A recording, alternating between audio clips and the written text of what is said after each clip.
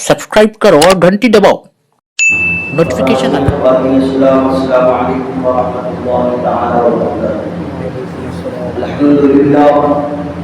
अल्हम्दुलिल्लाहि रब्बिल आलमीन वस्सलातु वस्सलामु अला सय्यिदिल अंबिया'i वल मुरसलीन व अला आलिहि त्वय्यिबीन ताहिरीन व असहाबिहिल किराम अजमईन। अम्मा बअद फअऊज़ु बिल्लाहि मिनश शैतानिर रजीम। बिस्मिल्लाहिर रहमानिर रहीम। वत्तखज़ल्लाहु इब्राहीम खलीला। सदक़ल्लाहुल अज़ीम।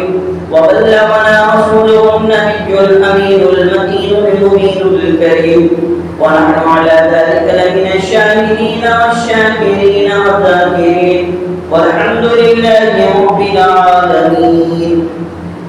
آئیے سب سے پہلے رسول اللہ سنت و جماعت مطابق سرکار مدینہ وقت حبوشینا صلی اللہ تعالی علیہ وسلم کی باتیں قربان کے مجھے پاک نظر نہیں تدبیش کریں پڑے اللہم صلی اللہ سیدنا شفیعنا حبیبنا مولانا محمد امام الوجود والکرم علی آلہ و اصحابہ وسلم صلاۃ و سلام علیک یا رسول اللہ صلی اللہ علیہ وسلم۔ جیسا کہ پچھلے جمعہ میں آپ نے سماعت فرمایا تھا کہ اللہ تبارک و تعالیٰ نے قرآن عظیم قرآن حمید میں متعدد بندوں کا ذکر فرمایا اور اس میں سب سے زیادہ اگر کسی کا ذکر ہوا تو رسول پاک صاحب اللہ صلی اللہ علیہ وسلم کا، گویا کا ساری قرآن عظیم ابتدا سے انتہا تک حضور کی تعریف و توصیف کو بیان کرتا ہے، لیکن آپ کی ذات بابرکت کے بعد اللہ تبارک و تعالیٰ نے متعدد جگہوں پر قرآن عظیم میں جو ذکر فرمایا وہ ابو الانبیاء سید الانبیاء سیدنا ابو ابراہیم خلیل اللہ علیہ نبینا علیہ السلام کا ذکر فرمایا، اور کہیں پر فرماتا ہے لما بلغ معه السعی کے تحت یاد فرماتا ہے، کہیں پر واتخذ اللہ ابراہیم خلیلا کہہ کے یاد فرماتا ہے، اور کہیں پر وذکر فی الکتاب ابراہیم کہہ کے یاد فرماتا ہے، اور کہیں پر رب تعالی قرآن عظیم میں یہ فرماتا ہے وذکر فی الکتاب ابراہیم انہ کان صدیقا نبیا کہہ کے فرماتا ہے۔ تو بے شمار جگہوں پر اللہ تبارک و تعالی نے سیدنا ابراہیم خلیل اللہ علیہ السلام کا ذکر فرمایا، تو اس سے اندازہ ملتا ہے کہ رب تعالی نے آپ کو کس طرح دوست بنایا اور کس طرح اللہ تبارک و تعالی آپ کو اپنا گہرا دوست بنایا۔ ایک مرتبہ جو کہ آدمی کو رب تعالیٰ جب مال دیتا ہے، دولت دیتا ہے، ثروت دیتا ہے تو بندہ اسی کے اندر مگن ہوتا ہے، تو فرشتوں کے درمیان میں رب تعالیٰ نے ارشاد فرمایا دیکھو تو صحیح میرا دوست ابراہیم میرا دوست ہے۔ فرشتوں نے عرض کیا اے اللہ، یقینی طور پر اگر جس کو کسی کو مال زیادہ دیا جائے، کسی پر زیادہ احسان کر دیا جائے، اور کسی کو بھیڑ بکرے بیل بھینس گائے اور کھیت باڑی اس کو زیادہ دے دی جائے تو پھر وہ بندہ جو دیتا ہے اس کا دوست ہی تو بن جاتا ہے۔ تو نے ابراہیم کو کھیتیں دی، انہیں ابراہیم کو بیل بھینس اور بھیڑ دیے، تو اس کی وجہ سے یہ تیرا دوست کیوں نہیں بنے گا؟ فرشتوں نے جب یہ کہا اور تعالیٰ نے کہا کہ یہ میرے مال کے عوض میں دوست نہیں بنا، یہ تو میرا گہرا دوست ہے۔ فرشتوں نے کہا کہ مولا یہ مال کے عوض میں بنا، پھر بیان کیا گیا اللہ تعالیٰ قرآن عظیم میں فرماتا ہے جاؤ فرشتوں سے کہا کہ جاؤ میرے دوست کا امتحان ہو، میری دوستی کا امتحان۔ فرشتے حاضر خدمت ہوئے، دو تین مورخین نے اس کو الگ الگ پہلوؤں سے بیان فرمایا۔ ایک مورخ فرماتے ہیں کہ ابراہیم خلیل اللہ علیہ السلام اپنے کھیت میں کام کر رہے تھے اور فرشتہ آیا اللہ تعالیٰ کی تسبیح کو بیان کرنے لگا، سبحان اللہ والحمد للہ ولا الہ الا اللہ واللہ اکبر اللہ اکبر وللہ الحمد کے ذریعے تسبیح بیان کرنے لگا۔ ایک مولوی فرماتے ہیں کہ آپ اپنے گھر کے اندر موجود تھے اور فرشتے حاضر خدمت ہوئے اور باہر کھڑے ہو کر وہ لوگوں نے تسبیح کو بیان کیا، سبحان الملک المعبود سبحان الملک المقصود سبحان الملک الحی الذی لا ینام ولا يموت ولا يموت ابدا ابدا سبوح قدوس ربنا ورب الملائکۃ والروح۔ یہ تسبیح کو بیان کیا تو سیدنا ابراہیم خلیل اللہ علیہ السلام اپنے گھر سے باہر نکلے، کہا کہ میرے رب کا نام اور اس کی تسبیح کو اس کی تعریف کو کون بیان فرشتے عرض کرنے لگے وہ تو ہم بیان کر رہے ہیں. کہا کہ پھر اور ایک مرتبہ بیان کرو. کہا ابھی تک ہم نے جو بیان کیا اپنی مرضی سے بیان کیا, اب اگر ہم بیان کریں گے تو تیری وجہ سے بیان کریں گے اور اس کے بدلے ہم تجھ سے پھر مال بھی طلب کریں گے. امتحان. پہلی بات دیکھیں آپ, میں نے پچھلے جمعہ میں بیان کیا تھا کہ انسان کو 3 چیزیں بڑی اپنی عزیز ہوتی, بڑی عزیز ہوتی. ایک اس کی اپنا گھر, چاہے آپ کہیں بھی جاؤ اور سکون اس کو میسر نہیں آتا جب تک کہ گھر میں نہیں آتا, کیونکہ بلا کسی تکلف کے وہ اپنے گھر میں سوتا ہے, اٹھتا ہے, بیٹھتا ہے, کھاتا ہے, پیتا ہے. گھر چھوڑنا یہ بڑا مشکل کام ہوتا ہے. جو لوگ سعودی دبئی ہو کر آتے ہیں ان سے پوچھیں آپ کے گھر سے دور رہنا کیا حال ہوگا. تو ابراہیم خلیل اللہ کو جب آزمایا گیا تو پہلے گھر سے آزمایا گیا, پھر اس کے بعد آپ نے اپنے گھر کو چھوڑا, شہر کو چھوڑا. اللہ اور رسول کی, اللہ تعالیٰ کی رضا کے خاطر آپ شہر بابل کے قریب پیدا ہوئے, پھر وہاں سے آپ مصر گئے, پھر وہاں سے فلسطین گئے, پھر وہاں سے آپ کعبۃ اللہ شریف تشریف لائے. 4 جگہوں کا آپ نے سفر فرمایا, 4 شہروں کو آپ نے بدلا. پھر اس کے بعد انسان کو جو عزیز ترین چیز ہے وہ اپنی اولاد ہوئی, اور اللہ نے اولاد کے اندر وہ چاشنی رکھی ہے, چاہے وہ کالی ہو, گوری ہو, کسی بھی رنگ کی کیوں نہ ہو, اگر وہ باپ کے سینے پہ چڑھ جاتی ہے تو باپ پتا کتنا بھی تھکا مانتا کیوں نہ ہو, اس کو سکون محسوس ہوتا. یہ وہی لوگ جانتے ہیں جن کی اولاد ہوگی. اور تیسرا, انسان کو اپنی عزیز ترین جان ہوگی, اپنے جسم سے وہ بڑی محبت کرتا, تکلیف میں مبتلا ہو تو وہ بڑا پریشان ہو جاتا ہے. لیکن ابراہیم خلیل اللہ کے ساتھ یہ تینوں آزمائش, پہلے تو آپ نے گھر کو چھوڑا, مال کو چھوڑا, اب یہاں پر مال کا ذکر ہے. فرمایا گیا کہ جب فرشتوں نے کہا کہ اب تک ہم نے جو پڑھا ہے اپنی مرضی سے پڑھا, اگر تو چاہتا ہے کہ ہم پڑھے تو پھر تجھے مال دینا پڑے گا. کہا کہ ٹھیک ہے, مال کے آپ نے 2 حصے کی, کیونکہ اللہ تعالیٰ نے آپ کو بھیڑ بکری کا بہت دیا تھا. تمہارے صاحب کے پاس بہت تھے تو آپ نے مال میں 2 حصے کیے. ایک اپنے پاس رکھا, آدھا مال آپ نے اللہ کے راہ میں خیرات کر دیا. جب آدھا مال دے دیا پھر طلب اور اتنی چاشنی بڑھ گئی, اتنی سریلی آواز میں ہم میرے رب کی تعریف کرتے, اور ایک بات کرو. فرشتوں نے کہا اور مال پیش کرو, جتنا آدھا مال تھا وہ مال پیش کر دیا. پھر اس کے بعد میں چاشنی کا عالم اور بڑھ گیا اور طلب بڑھ گئی. آپ نے عرض کیا اے لوگ اور پڑھو, اللہ کے بندو اللہ کی تعریف کرو. کہا کہ ابراہیم ہم بغیر مال کے نہیں پڑھتے, تو نے تو پورا مال دے دیا, تیرے پاس تو کچھ باقی نہیں ہے, اب کیا دے گا. کہا کہ اتنے بکرے ہیں, اتنے بھیڑ ہیں, اتنے بیل ہیں, جب یہ میں نے تمہیں دے دیا تو پھر ان کو چرانے کے لیے, ان کی حفاظت کرنے کے لیے, ان کو گھاس ڈالنے کے لیے, ان کو چارہ ڈالنے کے لیے کسی ملازم کی بھی تو ضرورت ہے, کسی نوکر کی بھی تو ضرورت ہے. تو ابراہیم آج تک ان کا مالک تھا اور اب ان کا غلام بن کے ان کی خدمت کے لیے حاضر ہوتا ہے. دیکھیں آپ یہ کیسی آزمائش ہے. آج ہم سے تھوڑی سی آزمائش ہو جائے تو بہار مچا دیتے ہیں. ابراہیم خلیل اللہ جن بیل بھیڑ کے مالک تھے اب غلام بننے کے لیے تیار. تو اس کے بعد فرشتوں نے جب یہ منظر دیکھا تو معلقین فرماتے ان کے آنکھوں میں بھی آنسو آ گئے اور کہنے لگے قد صدقت رؤیا, اے ابراہیم ہم نے تجھے سچ پایا ہے. واتخذ اللہ ابراہیم خلیلا, اے ابراہیم تو ایسا ویسا نہیں, اللہ کا گہرا دوست ہے, گہرا دوست ہے, ہم نے تجھے آزمایا. اس کے بعد پھر وہ معاملہ ختم ہوا, آگے بڑھے. اس کے بعد آپ نے پچھلے جمعہ میں سماعت کیا کہ نمرود ایک پاورفل طاقت کا نام, بلکہ میں یوں کہوں کہ ساری دنیا میں اس کے علاوہ کوئی اور بادشاہ نہیں تھا. کنعان کا مشہور بادشاہ نمرود تھا, لیکن وہ سپر پاور سے بھی آپ نے ٹکر لی. نہ آپ کے پیچھے فوج, نہ آپ کے پیچھے طاقت, نہ آپ کے پیچھے کوئی لوگ, تنہے تنہا اللہ کی وحدانیت کا ذکر کرنے کے لیے تنہے تنہا اللہ کو. پھر وہاں اس سے ٹکرایا اور اس کے بعد پھر اس کو نیست و نابود کیا, اللہ کی وحدانیت کا ذکر کیا.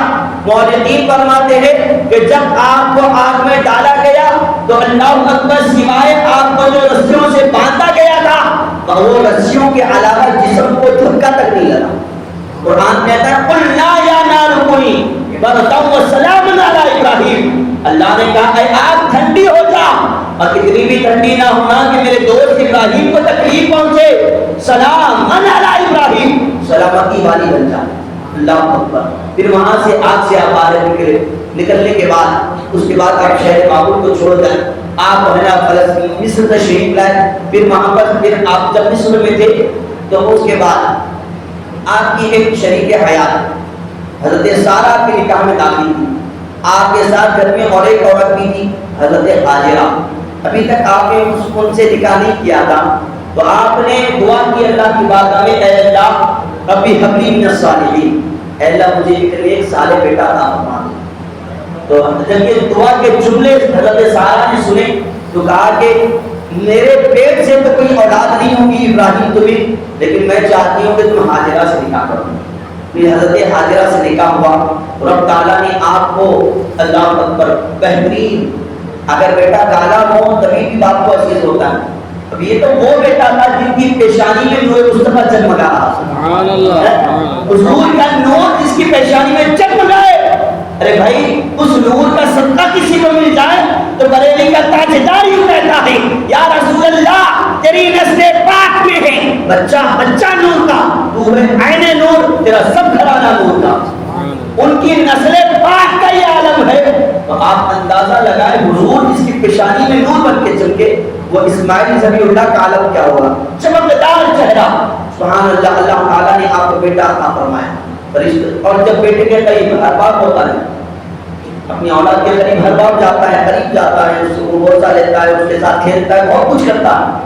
ابراہیم خلیل اللہ علیہ السلام کو اتنی لمبی عمر ہے، ایک یہاں پر ایک نقطہ سماعت کر لیں، آج کل معاشرے کے اندر یہ بدترین کام ہو رہا ہے، اگر کوئی لڑکی کو جلدی اولاد نہیں ہوتی ہے تو اس کی ساس، اس کے سسرے، اس کی نندا اور جتنے اور کے رشتہ دار، ہر کوئی ایک ایک تانا دے کے کہتا ہے شوہر کو کہ اس کو چھوڑ دے، یہ بانجھ عورت ہے، اس کو چھوڑو، یہ کیا بچے پیدا کر سکتی ہے، دوسری کو لاؤ، شادی کرو، اس سے اولاد پیدا ہو۔ میں کہتا ہوں کہ کون ایسا دنیا کے اندر مرد پیدا ہوا جو اپنی طاقت کی بنیاد پر اولاد کو پیدا کر سکے جب تک کہ رب تعالیٰ کا حکم نہ ہو۔ ابراہیم خلیل اللہ علیہ السلام 1-2 سال کی عمر نہیں تھی، 25-50 سال کی عمر نہیں تھی، 80 سال کی عمر میں رب تعالیٰ نے آپ کو نیک بخت بچے کی بشارت عطا فرمائی۔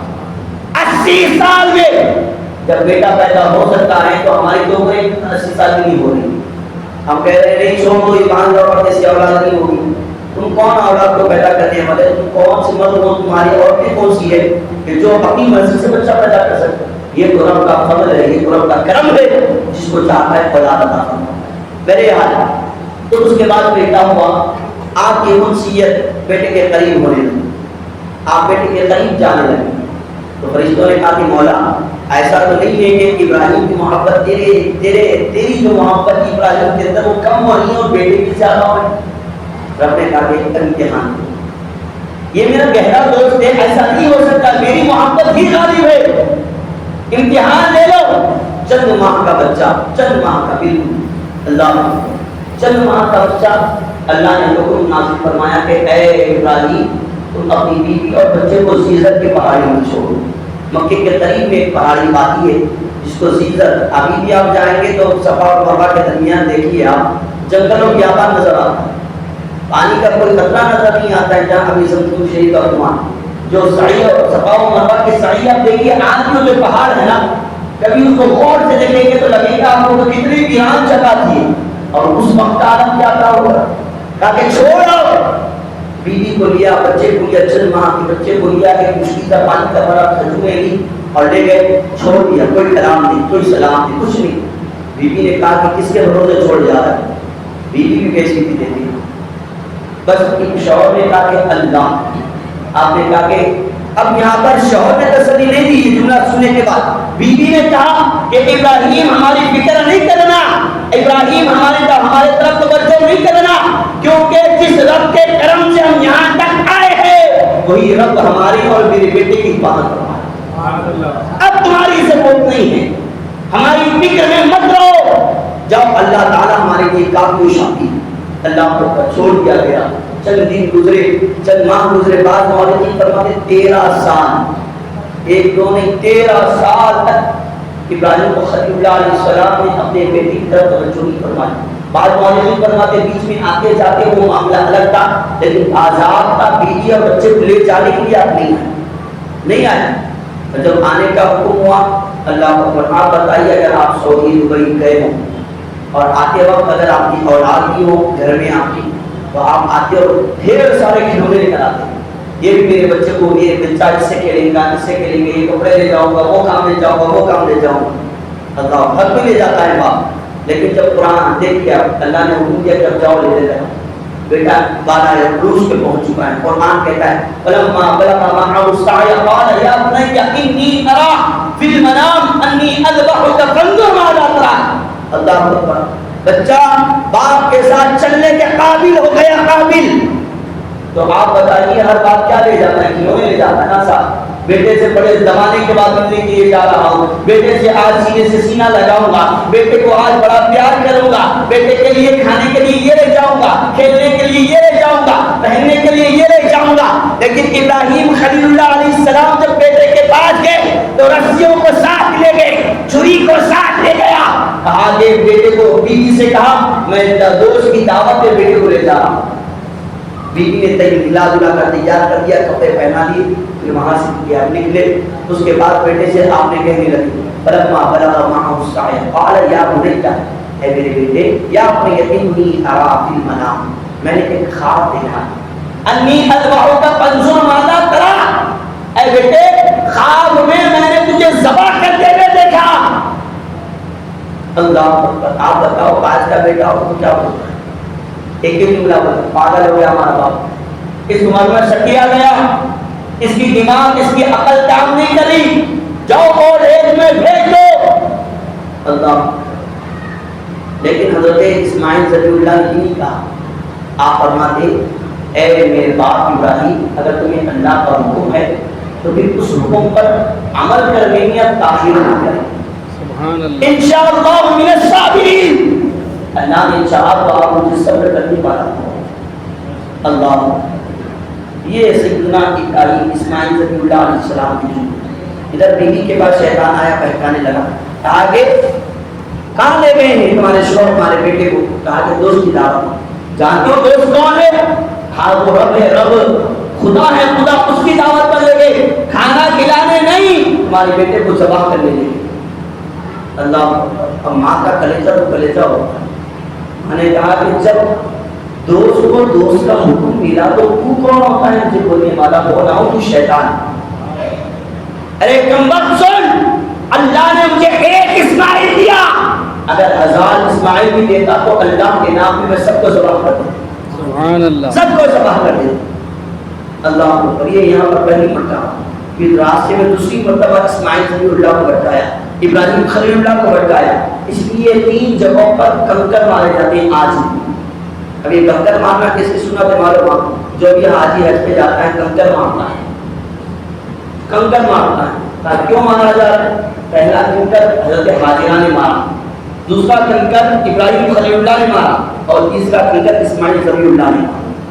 یہ تینوں کی سنت کو ادا کرنے کے لیے آج بھی حجاج اکرام کنکر مارتے ہیں. سمجھے آپ؟ میرے یہاں اس کی اور بھی تفصیل موجود ہے کیونکہ وقت بہت زیادہ ہو گیا. تو ایک آخری بات میں آپ کے سامنے سناؤں. جانور کو ذبح کرنے کے لیے شرط یہ ہے, اور اکثر قریشی برادران جو ہوتے ہیں وہ جلد بازی میں ہوتے ہیں, بس ذبح کرتے ہی چما اٹھا دیتے ہیں. میرے کریم آقا فرماتے ہیں کہ اتنی جلد بازی نہ کرو, وہ جانور کو ٹھنڈا ہونے دو, پھر اس کے بعد اس کی کھال کو اٹھاؤ. سمجھا؟ میں نے پچھلے جمعہ میں بیان کیا کہ جانور کیسا ہونا چاہیے. کانا نہیں ہونا, بہرا نہیں ہونا, کان کٹا ہوا نہیں, سینگ ٹوٹی ہوئی نہیں, پیر میں چلنے میں اس کی طاقت بھی ہو اور اچھا چلنے والا ہو, لنگڑا جانور نہ ہو, فروا جانور ہو, جسم تندرست ہو اور کہیں پر زخم لگے گا بھی نہ ہو, تو ایسے جانور کی قربانی جائز. اور بکرے بھی 1 سال کا بکرا ہوتا ہے, اور بیل گائے بھینس یہ 2 سال کی, اور اونٹ یہ 5 سال کی. اس سے کم کیا ہوگا تو قربانی نہیں ہوگی. ٹھیک. اور گائے میں 7 حصے ہوتے ہیں, 14 نہیں. اونٹ میں بھی 7 حصے ہوتے ہیں, 14 نہیں. سمجھا؟ 14 مطلب ڈبل قربانی ہوگی. اکثر قریش برادران کہتے ہیں کوئی باہر جانور ہے کر لو, کچھ نہیں ہوتا, کچھ نہیں ہوتا. نہیں, یہ شریعت ہے, کسی کی طبیعت نہیں. سمجھا؟ 7 حصے مطلب 7 ہی حصے ہو. حضور نے جو فرما دیا وہی شریعت. 7 حصے مطلب 7 ہی. اور قریشی برادران سے یہ باضابطہ طور پر اپیل کرتا ہوں میں کہ جب وہ گوشت کی تقسیم کرے حصوں کی تو اس میں گوشت کو تولا جائے، ہڈی کو تولا جائے، ہر چیز کو توڑ کر ساتھوں کو برابر دیے جائے۔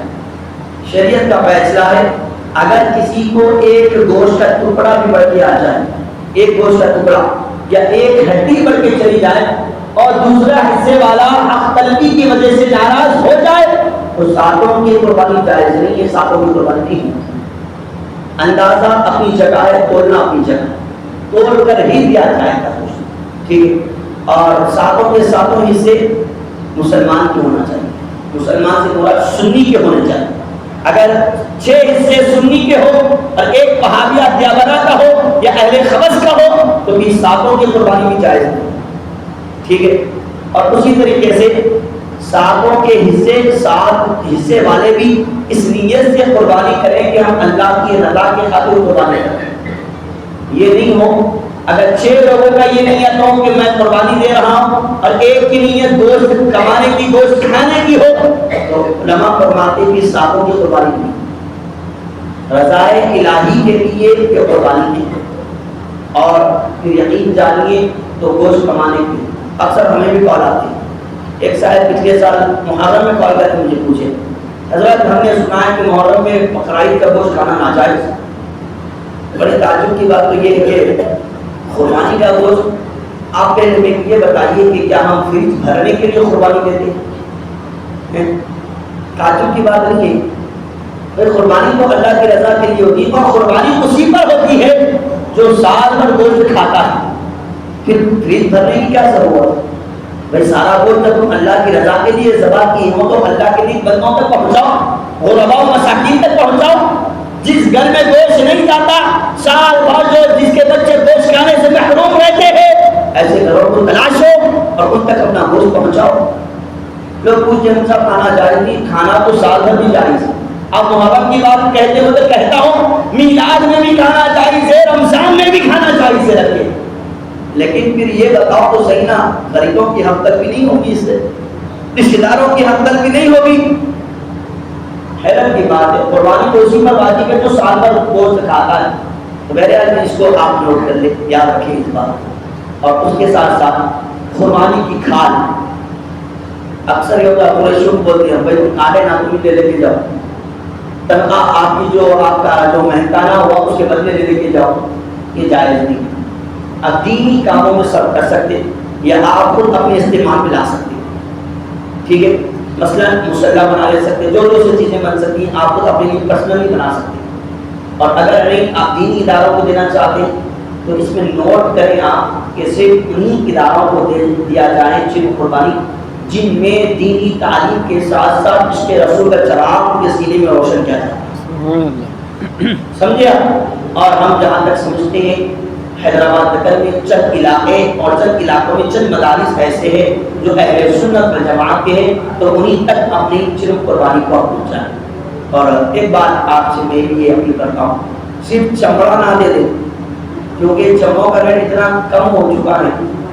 حیرت کی بات ہے کہ بیل کا جمع شاید میں جانتا ہوں 150 روپے تک پہنچ رہا، اور بکرے کا 20 روپے 25 روپے میں جا، اور پورا جمع بھی کیا جائے تو 2-4 لاکھ روپے جمع ہوں گے، اور سال بھر کا مدارس کا خرچ جو ہوتا ہے 15 سے 20 لاکھ چھوٹے مدرسوں کا، اور بڑے مدارس کا 1 کروڑ کے قریب پہنچ جاتا ہے۔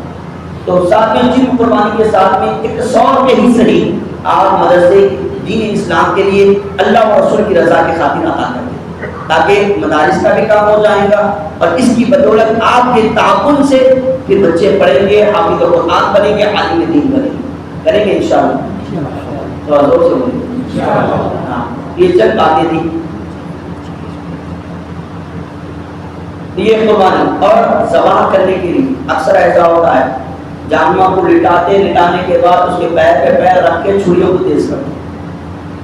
حضور علیہ السلام نے فرمایا کہ تم جانور کو 2 موت دینا چاہتے ہو، 2 موتیں دینا چاہتے ہو، ایک تو چھری اس کے سامنے تیز کرے، یہ کام تو پہلے ہونا چاہیے، اور ایسا بھی نہیں کہ منہ چھری لے کے آپ گلے میں گھس لے۔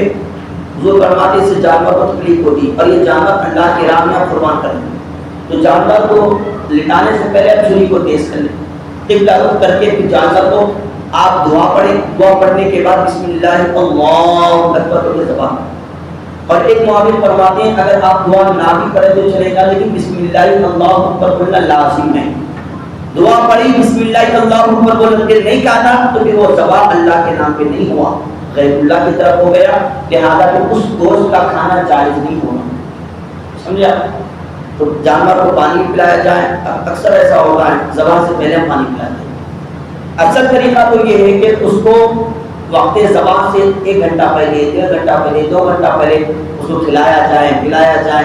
بلکہ حکم شرع یہ ہے کہ کئی دن پہلے جانور کو لا کے اس کی دیکھ بھال کی جائے. اور یہ قربانی ہے. قربانی کا مطلب کیا ہے؟ لاؤ کاٹو سماٹو تو نہیں, انسان کو اس جانور سے لگاؤ بھی ہونا چاہیے, یعنی محبت بھی ہونی چاہیے. پھر ایسا محبوب ترین جانور جس سے انسان محبت کرے, پھر وہ جانور کو اللہ کے راہ میں ذبح ہے. سمجھے؟ چونکہ وقت بہت زیادہ تیزی سے نکل رہا ہے, یہ چند باتیں تھیں میں نے آپ کے سامنے پیش کی. ایک آخری بات, انشاءاللہ تعالی بروز پیر مسجد ہادہ میں نماز عید الاضحیٰ 6:10 پہ ادا کی جائے. تو آپ حضرات یہ یاد رکھیں 6:10 پہ انشاءاللہ اس مسجد میں نماز عید الاضحیٰ رکھی گئی ہے. آپ حضرات وقت سے پہلے مسجد تشریف لائیں اور جس کا بھی بیان ہوگا وہ بیان سماعت کریں. پھر اس کے بعد نماز عید ہوگی, خطبہ ہوگا. اکثر یہ ہوتا ہے ارے نہیں صاحب وہ دیر سے کی نماز تو پہلے ذبح کر لی. اگر آپ نماز عید پڑھنے سے پہلے آپ ذبح کر دیے تو پھر آپ کا جانور قربانی نہیں ہوگی, وہ بلکہ گوشت کھانے کے مقابل ہوگی. قربانی نماز عید کے بعد ہی ہوگی, اس سے پہلے آپ قربانی کریں گے تو قربانی نہیں ہوگی. اب اس کے جمعہ میں نے یہ بھی بیان کیا تھا کہ جو قربانی دینے کا ارادہ رکھتے ہیں وہ اپنے ناخن نہ کاٹیں, بال نہ تراشیں. عید کے دن قربانی کے بعد آپ یہ کروائیں, انشاءاللہ اس سے بھی قربانی کا ثواب ملے. اور جو حضرات قربانی نہیں دے رہے ہیں پھر بھی انہوں نے بال کو نہیں کاٹا, ناخن کو نہیں کاٹا, پھر حکم یہی بنتا ہے کہ وہ عید کے دن کاٹیں گے تو رب تعالیٰ ان کو اس کی قربانی کا ثواب عطا کرے گا. ٹھیک ہے, یہ چند باتیں تھیں آپ حضرات کے سامنے میں پیش کی. اللہ تبارک و تعالیٰ مجھے بولنے سے زیادہ آپ سامنے کو سننے سے زیادہ عمل کی توفیق دے. آمین. بجاہ سید الرسول برحمتک یا ارحم الراحمین والحمد للہ.